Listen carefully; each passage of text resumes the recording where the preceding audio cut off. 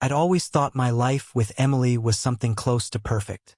We'd been married for 12 years, built a home in the suburbs with a wraparound porch and a garden she tended religiously.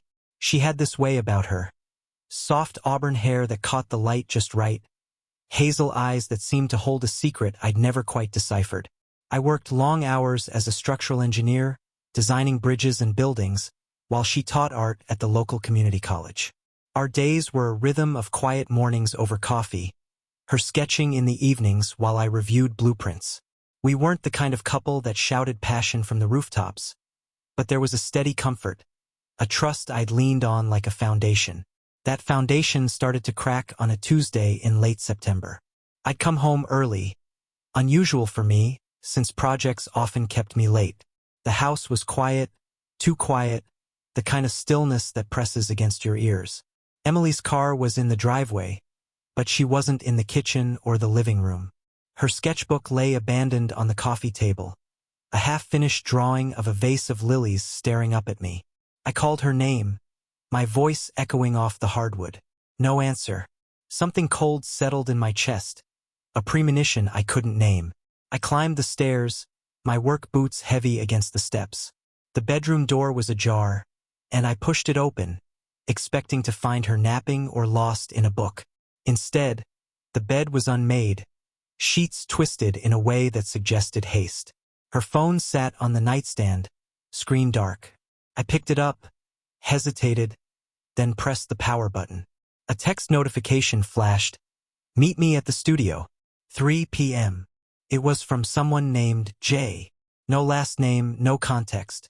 My thumb hovered over the message, a tremor running through me. Emily didn't have a class today. I knew her schedule as well as my own. The studio was her art space at the college, a place she'd always described as her sanctuary. I set the phone down, my mind racing. It was 4:30 now. She could still be there. I grabbed my keys, the weight of suspicion pulling me out the door and into the truck. The drive to the college was a blur. Red lights I barely registered, the hum of the engine drowned out by the pounding in my skull. I told myself it was nothing, a colleague, a student, a friend. But the knot in my gut tightened with every mile. When I pulled into the parking lot, her car was there, parked crookedly near the arts building. The lot was mostly empty, late afternoon shadows stretching long across the asphalt. I stepped out, the air cool against my skin, and made my way to the studio entrance. The glass doors reflected my face. Drawn, pale, a man I barely recognized. I pushed inside, the smell of paint and clay hitting me like a memory. Her studio was down the hall, a small room she'd claimed years ago. I could hear voices now, low and muffled, as I approached. My hand rested on the doorknob, and for a moment, I considered turning back. Ignorance might have been kinder. I didn't turn back. The door creaked as I opened it, and the scene before me froze time. Emily stood near her easel, her blouse unbuttoned halfway, her hair disheveled in a way I'd never seen outside our bedroom.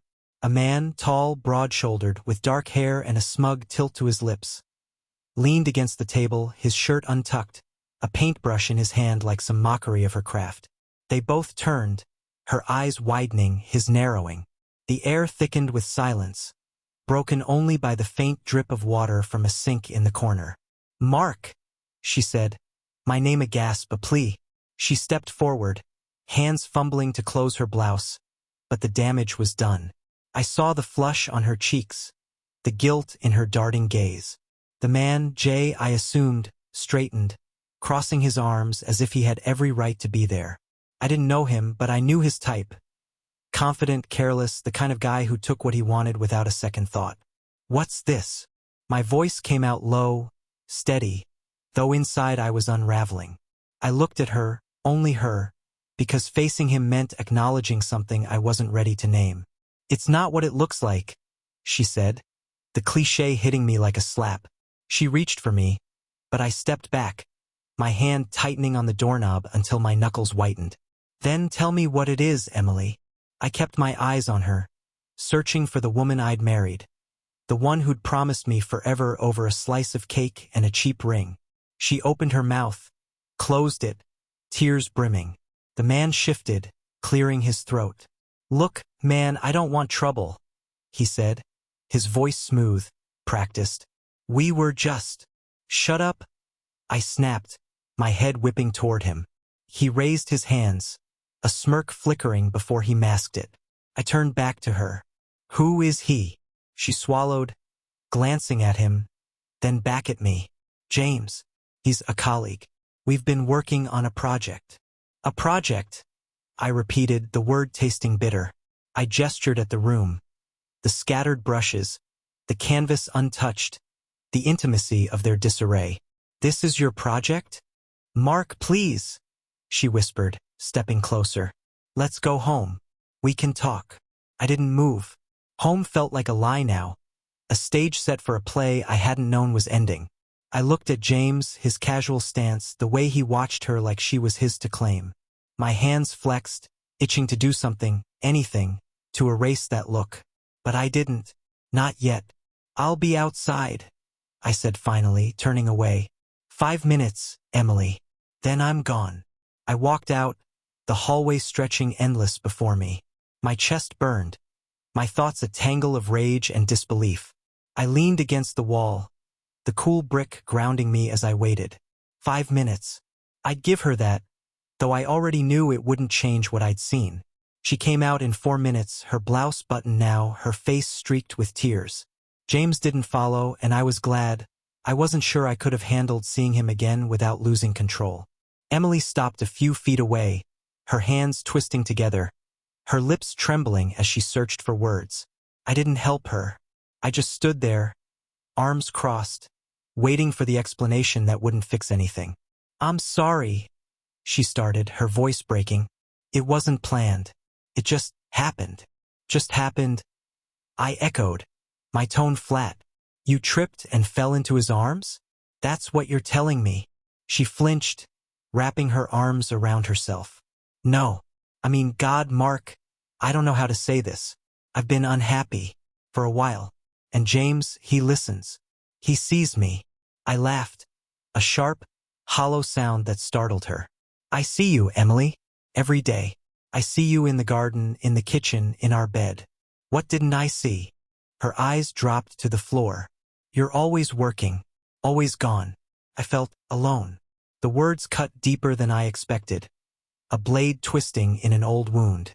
I'd taken extra shifts, pushed for promotions, all to give us a life she'd seemed to want. The house, the trips, the security, she'd smiled through it all.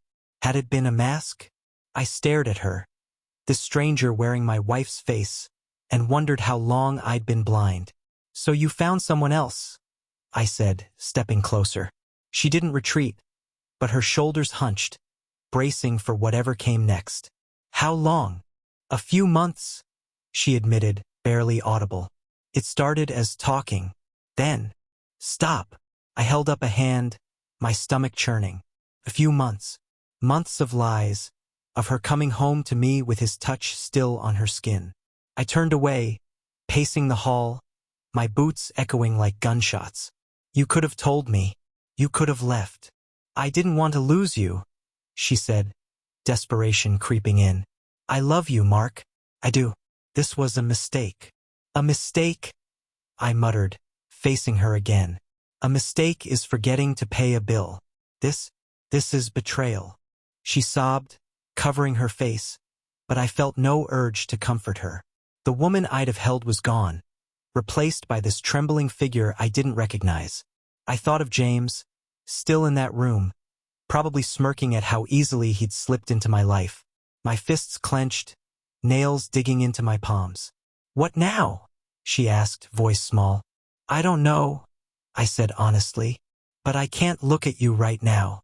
Go home, Emily, or don't. I don't care." I walked away, her cries fading behind me. The parking lot was dark now, the air biting. I climbed into my truck, slammed the door, and sat there, staring at nothing. My life was a blueprint I'd spent years drafting, and she'd torn it apart with her bare hands. I didn't go home that night. I drove instead, aimless, the highway stretching out like a lifeline I couldn't grab. The radio stayed off. Silence was better than some song twisting the knife deeper. My phone buzzed in the cup holder. Emily, no doubt, but I didn't look. Couldn't. Not yet. The image of her with him replayed in my head. A loop I couldn't stop. Her flushed skin, his casual arrogance. The way they'd fit together in a space that was hers alone. My hands gripped the wheel until my knuckles ached, the road blurring through a haze of anger and grief. I ended up at a motel off the interstate, a squat building with flickering neon promising vacancy. The clerk barely glanced at me as I paid cash, handed me a key, and I trudged to a room that smelled of stale smoke and regret.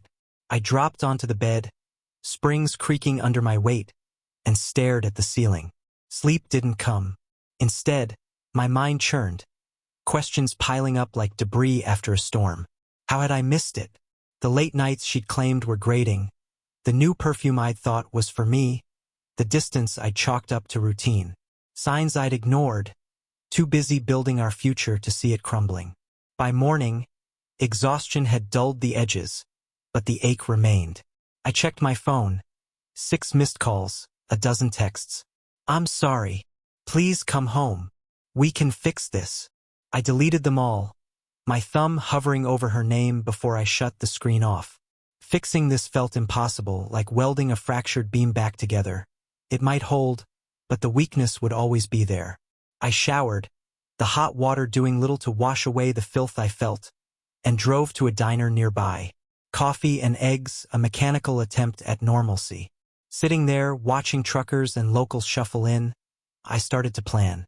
Not reconciliation. Anger had burned that bridge. But something else. Revenge. Not the impulsive kind. Fists and shouting, though part of me craved it. No, this would be deliberate, cold, a structure engineered to collapse on them both. James, with his smug face, and Emily, with her tearful excuses. They'd feel what I felt, magnified. I didn't know how yet, but the seed was planted, rooting deep. I paid the bill and drove to work, the office a refuge of steel and numbers. My colleagues noticed my silence, the shadows under my eyes, but no one asked. I buried myself in designs, calculations, things I could control. But every line I drew, every angle I adjusted, carried a shadow of her betrayal. By afternoon, I decided I'd go home, not to forgive but to gather intel, to understand who James was, how deep this went. Knowledge was power, and I'd wield it like a weapon. The house felt alien when I walked in that evening. Emily's car was gone, good. I didn't want to face her yet. The air smelled of her lavender candles, a scent that once meant comfort, now a taunt. I moved through the rooms like an intruder, eyes scanning for clues. Her sketchbook was still on the table, and I flipped through it. Flowers, landscapes, then a sketch of a man's face. James. Angular jaw, dark eyes, captured in charcoal with a tenderness that made my stomach lurch. I tore the page out, crumpled it, let it fall. Upstairs, I went through her things. Drawers, closet, nightstand, methodical like a detective piecing together a crime. Receipts in her purse. Coffee shops, a boutique hotel an hour away, dates spanning months. Her laptop sat on the dresser, and I hesitated. We'd never had passwords between us, a trust I'd taken for granted. I opened it, the screen flickering to life. Her email was logged in, careless, or maybe she'd never expected me to look. There they were, messages to James Carter, a name I now had. Casual at first, lesson plans, art exhibits, then intimate. Miss you already. Last night was incredible. Dates, times, plans. A whole life parallel to mine. I printed them, hands shaking as the printer whirred. Evidence, ammunition. Then I searched him online, James Carter, adjunct professor, sculptor, a minor local art scene darling. His smug face stared back from a college bio, accolades listed like trophies. I imagined confronting him, smashing that grin with something heavy, but that was too simple, too quick. I needed more. Back downstairs, I poured a whiskey, the burn steadying me. The plan took shape. Expose them, ruin them, make them feel the weight of their choices. James's career, Emily's reputation. Both could be dismantled with the right pressure. I'd start quiet, subtle, let them think they'd gotten away with it. Then I'd strike. The cruelty of it felt right, a balm to the wound they'd carved. I sipped again, staring at the crumpled sketch on the floor, and smiled for the first time in days. They'd regret crossing me. The days that followed were a strange dance of pretense and plotting. Emily came home the next morning, her eyes red-rimmed, her voice tentative as she asked where I'd been. I told her I'd needed space, kept my tone neutral, my face a mask. She hovered, offering apologies I didn't acknowledge, her presence a reminder of the life I'd lost. I didn't confront her, not yet. I needed her to believe I was broken but salvageable, a husband she could still manipulate with tears and promises. It was a performance, one I played well, though every word she spoke grated against me like sandpaper. I started digging deeper into James Carter. His online footprint was broader than I'd expected. Social media profiles brimming with artsy photos, posts about gallery openings, and comments from admirers. He had a following, a reputation he clearly cherished. I found his address through a public records search, a loft downtown, pretentious and overpriced. I drove by that evening, parked across the street watching the windows. A light flickered on, and I saw him, shirtless, pouring wine, laughing with someone I couldn't see. The casual ease of it fueled my resolve. He thought he was untouchable, a king in his little world. Atop that throne. At home, I kept my distance from Emily, sleeping in the guest room, claiming I needed time. She didn't push, probably relieved I wasn't asking questions. I used those nights to plan, my laptop glowing in the dark as I researched. James's career hinged on grants, exhibitions, connections, fragile threads I could sever. Emily's job, too, relied on her standing at the college, her image as a dedicated teacher. I'd always admired her passion for art. Now I'd use it against her. The cruelty of my intent didn't bother me. It felt like justice, a balancing of scales. I started small. Anonymous emails to the college dean, vague hints about inappropriate conduct between faculty members. No names yet, just enough to plant suspicion. I created burner accounts on social media, following James's posts, noting his patterns. He liked to brag. Upcoming shows, pieces he'd sold. I cataloged it all, a dossier of his vanity. Emily, meanwhile, grew quieter, her attempts at reconciliation fading. She sensed the shift, I think, though she couldn't pinpoint it. Good. Let her squirm. By the end of the week, I'd mapped my first move. James's next exhibition. A solo show at a local gallery in 10 days. It was his big moment, a chance to shine. I'd make sure it burned instead. I sipped my coffee that morning, watching Emily garden through the window, and felt a cold satisfaction settle in. She'd chosen this path. They both had. Now they'd walk it to the end. The gallery show became my obsession. I found the event details online, date, time, a guest list of local art patrons and critics. James had posted about it incessantly, his excitement palpable even through a screen. A culmination of years, he'd called it. Perfect. I'd turn his triumph into ash. I spent hours researching the gallery, its owner, a wiry man named Victor with a reputation for drama, and the pieces James would display. Photos leaked online showed abstract sculptures, all sharp edges and bold colors, the kind of work that begged for attention. I'd give it attention, just not the kind he wanted. I needed evidence, something concrete to wield. The emails I'd printed were a start, but too personal, too tied to Emily and me. I wanted something public, undeniable. I remembered her phone, still sitting on the nightstand, untouched since that day. She'd been careless with it before. Maybe she still was. Late that night, while she slept, I crept into our bedroom. She lay curled on her side, breathing soft, oblivious. Her phone was there, screen dark. I took it downstairs, my pulse steady, and unlocked it. No password, just as I'd hoped. The messages were still there, a thread with J stretching back months. I scrolled, my jaw tightening at the intimacy. Pet names, plans, moments stolen in studios and hotel rooms. Then I found it, photos. Her, him, together in ways that left no room for excuses. One showed them in his loft, her laughing, him behind her, arms around her waist. Another from the studio, paint on their hands, her blouse slipping off her shoulder. My hands shook as I forwarded them to my email, then deleted the sent copies from her phone. Evidence secured. Back in the guest room, I uploaded the images to a USB drive, my mind racing. I could send them to the gallery, the college, his contacts, but that was too blunt, too traceable. No, I'd be smarter. I'd humiliate him where it hurt most. His art. I researched photo manipulation, simple edits to twist those images into something grotesque, something that could pass as his work. A cruel parody of his sculptures. Her face melded with his, their private moments mocked in public. It would take time, but I had 10 days. Emily stirred upstairs, and I hid the drive, my heart pounding not with fear, but anticipation. This was just the beginning. The next morning I called in sick, first time in years. My boss didn't question it. I'd earned that trust. I needed the day to build my weapon. At a coffee shop across town, I set up my laptop, headphones in, blending into the crowd.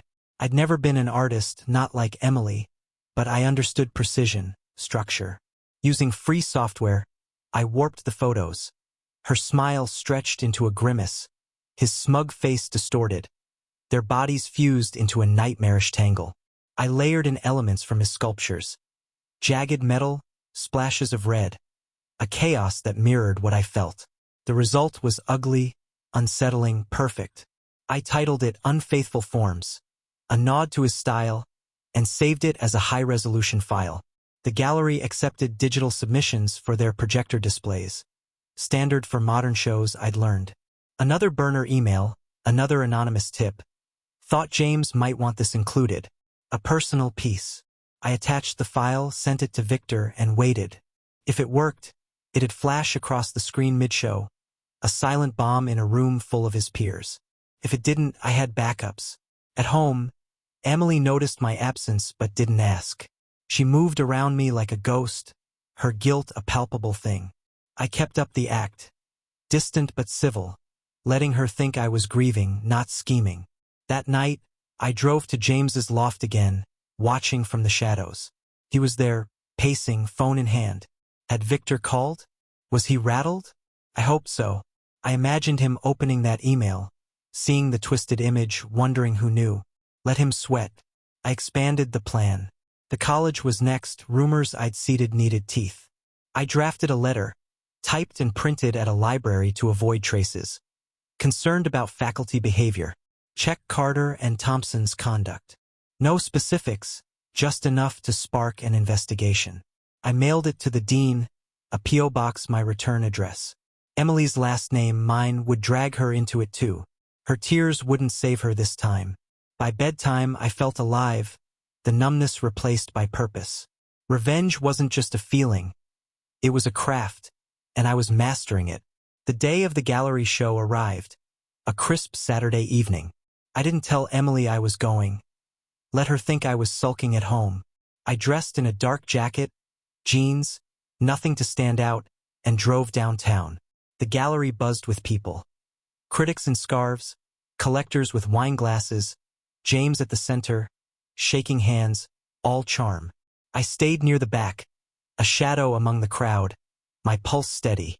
Emily wasn't there, which surprised me, but it didn't matter. This was his night to fall. The sculptures gleamed under spotlights, impressive if you liked that sort of thing.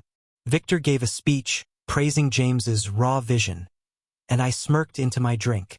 The projector hummed to life, cycling through images of his work. Process shots, finished pieces. I waited, my hands in my pockets, the USB drive a talisman against my fingers. Then it happened. Unfaithful Forms flashed up, massive on the wall, her distorted face leering, his twisted body a grotesque echo of their betrayal. The room went silent, then erupted. Gasps, whispers, a few nervous laughs. James froze, his glass halfway to his lips, eyes wide. Victor stammered, fumbling with the remote, but the image lingered, searing itself into every gaze. I watched James's face crumple, the smugness gone, replaced by panic. People turned to him, questions in their stares. He tried to laugh it off. A prank, someone's idea of art. But his voice shook. The damage was done. Critics scribbled notes, collectors drifted away, the night unraveling. I slipped out, the cold air a relief. My phone buzzed, Emily finally noticing I was gone. I ignored it. Driving home, I replayed the scene. His humiliation, the whispers that would follow him. It wasn't enough, not yet, but it was a start. The college letter would land soon, tightening the noose. I'd broken his moment. Now I'd break his world. And Emily's too. They'd built this trap together. I'd make sure they fell in it.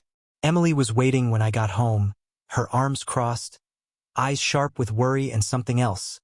Suspicion, maybe. "Where were you?" she asked, her voice tighter than usual. I shrugged, dropping my keys on the counter, keeping my back to her as I poured a glass of water. "Out," I said, simple, dismissive. She stepped closer, her shadow stretching across the floor. "Mark, we need to talk. Really talk." Her tone was insistent, pleading, but I heard the edge, fear, perhaps, that I knew more than I let on. I turned, meeting her gaze, and saw the woman I'd loved, the one I'd trusted, overlaid with the stranger who'd shattered me. I didn't answer, just sipped my water, letting the silence stretch. She faltered, then pressed on. "I heard about James's show. Something strange happened." "Strange?" I raised an eyebrow, feigning ignorance. "What do you mean?" She hesitated, chewing her lip, a habit I'd once found endearing. "Someone sabotaged it. Put up this awful image, made a scene. He's a mess." Her voice softened, concern for him slipping through, and it took everything not to smash the glass in my hand. I set it down instead, slow, deliberate. "Sounds like he had it coming," I said, my tone flat. Her eyes narrowed, searching mine, but I gave her nothing. She didn't push further, retreating to the bedroom with a murmured goodnight. I stayed downstairs, the house quiet around me, and pulled out my laptop. The gallery fiasco was already online, blog posts, tweets, a blurry photo of my creation circulating. "Local artists show derailed by mystery prank." One headline read. I smiled, cold and thin. The college letter would hit Monday, I figured, enough time for the dean to stew over the weekend. I added another layer. A tip to a local art blog, anonymous, suggesting James's work, hid darker secrets. Vague, tantalizing, enough to keep the rumor mill churning. Emily's name would surface soon, tied to him by the investigation. Her colleagues would whisper, her students would stare. She'd feel the weight of exposure, just as I had. I leaned back, the plan sprawling before me like a blueprint. James's career was cracking. Emily's stability would follow. But I wasn't done. The cruelty I'd promised myself demanded more. A final blow to ensure they'd never recover. I'd find it, whatever it took. For now, I savored the chaos I'd sown. A bitter harvest they'd reap together. Monday morning brought a storm, literal and otherwise. Rain lashed the windows as I sipped my coffee, watching Emily move through her routine with a nervous energy. She hadn't mentioned James again, but her silence spoke volumes. She left for the college early, her umbrella snapping open against the downpour, and I waited until her car disappeared before pulling out my laptop. The art blog had taken my bait. A post titled "Shadows Behind the Sculptor" speculated about James's personal life, hinting at scandals without proof. It was enough to stir the pot. I checked my burner email. No response from the dean yet, but I didn't need one. The letter would do its work in the shadows. I drove to the office, the rain a steady drumbeat against the truck. Work was a blur, blueprints and meetings I navigated on autopilot, my mind elsewhere. Midday, my phone buzzed with a text from a colleague's wife, a casual acquaintance who knew Emily. "Heard some drama at the college. You okay?" I didn't reply, but the message confirmed it. The whispers were spreading. By evening, I stopped at a bar near James's loft, a place he'd mentioned in his posts. I nursed a beer, eyes on the door, and there he was, disheveled, alone, ordering a whiskey with a hand that trembled. He didn't see me, didn't know the architect of his ruin sat 10 feet away. I watched him slump at the bar, muttering to the bartender, his bravado gone. The gallery disaster had hit him hard, good. I paid my tab and left, the rain soaking me as I walked to my truck. At home, Emily was in the kitchen, her face pale, phone clutched tight. "The dean called me in today," she said, not looking at me. "Someone sent a letter. They're asking questions. About me, about James." I leaned against the counter, arms crossed. "What kind of questions?" She swallowed, her fingers tightening on the phone. "Conduct. Boundaries. They wouldn't say who complained." Her voice cracked, and she met my eyes, searching. "Mark, do you know anything about this?"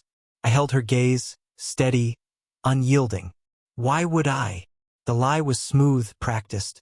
She nodded, uncertain, and turned away, shoulders hunching. I let her stew, the guilt and fear coiling around her like vines. That night, I added another layer. A call to a local reporter, voice disguised, tipping them off about faculty indiscretions at the college. No names, just enough to draw bloodhounds. The net was tightening. The reporter bit fast.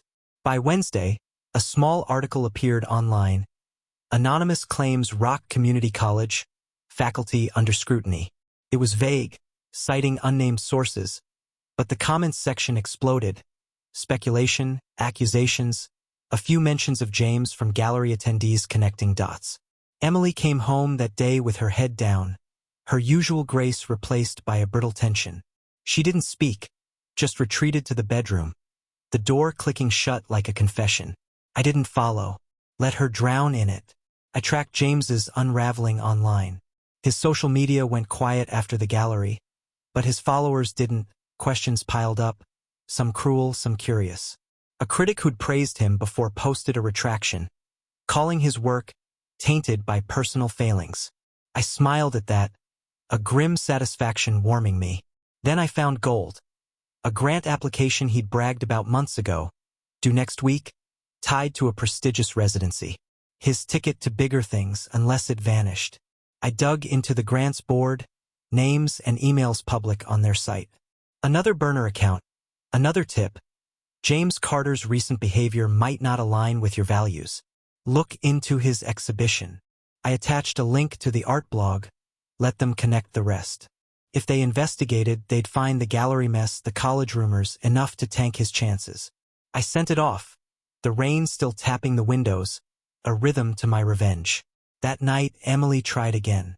She sat across from me at the table, her hands clasped. "I'm losing everything," she whispered. "My job, my reputation.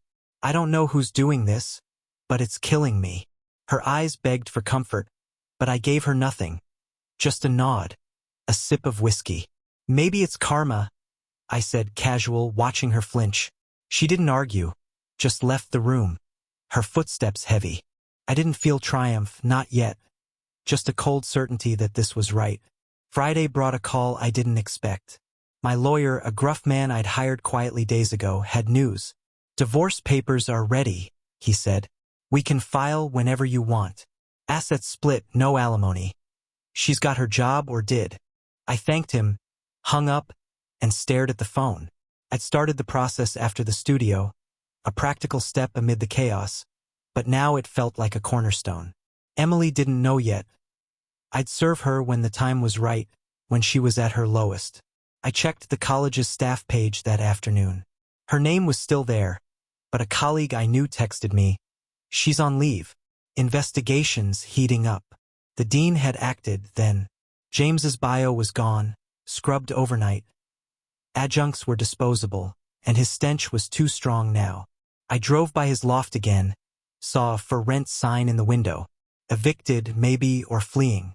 Either way, his kingdom was crumbling. The grant board emailed back, a polite rejection to my burner, citing concerns about the applicant's recent conduct. I laughed, a sound that echoed in the empty house. Emily was out, probably with him, licking wounds. I didn't care. I printed the email, added it to my file, a trophy of their downfall. Then I planned the final blow. Exposure, raw and public, no more shadows. I'd held back the photos, the emails, too personal before. Now they'd see the light. I drafted a post for a local forum, anonymous but detailed. Dates, places, their affair laid bare with screenshots, her words, the images I'd twisted for the gallery. I'd blur her face just enough, let his stand clear. The college would fire her outright. His career would be a memory. I saved it, not posting yet. Timing was everything. I wanted them broken first, clinging to scraps before I dropped the hammer. Saturday night, Emily came home late, her coat damp, her eyes hollow. She stopped in the doorway, staring at me on the couch, whiskey in hand. "James is leaving," she said, voice flat. "He's done here. Can't take the pressure." She waited, maybe expecting sympathy. I shrugged. His choice. Her lips trembled, but she nodded, disappearing upstairs. I heard her sob through the walls, a sound that once would have moved me. Now it was just noise. Sunday, I posted the forum piece. It went live at dawn, titled Art and Lies, a local tale. By noon, it had hundreds of views, comments raging. Some called it gossip, others demanded names. I'd left enough breadcrumbs. Locals would know. I watched the stats climb, a silent architect of their ruin. Emily's phone rang off the hook. Friends, colleagues, I assumed. She didn't answer, just sat in the garden, staring at nothing. James's social media vanished entirely. Deleted, a ghost erased. The college emailed staff Monday. Personnel changes effective immediately. Her leave was permanent now. She found out from a coworker's text, her gasp audible from the kitchen. I walked in, saw her crumpled on the floor, phone in hand. "It's over," she whispered. "They let me go." I nodded, poured her water, set it beside her without a word. She didn't touch it, just rocked, lost. I felt no pity, only the weight of my design nearing completion. That night I served the divorce papers. She signed them, hands shaking, no fight left. "I never meant this," she said, tears streaking her face. "I know," I replied, and left her there, the ink drying on our end. Weeks later, the dust settled. Emily moved out, a small apartment across town, her garden untended, her art abandoned. James was gone. Rumors said Chicago, starting over with nothing. The house was mine, quiet, a shell I'd rebuild alone. The forum posts still circulated, a scar on their names, though I'd moved on. I sold her sketches, his photos in frames, erased them from my space. Work steadied me, new projects, new bridges. Colleagues stopped whispering. Life resumed. I didn't gloat, didn't need to. Their ruin was enough. Revenge had been a structure carefully built, and it stood firm. I walked the porch one evening, the air cool, and felt lighter. Not whole, not yet, but free. They'd betrayed me, and I'd buried them for it. That was the end, or maybe the beginning. Either way, I was done.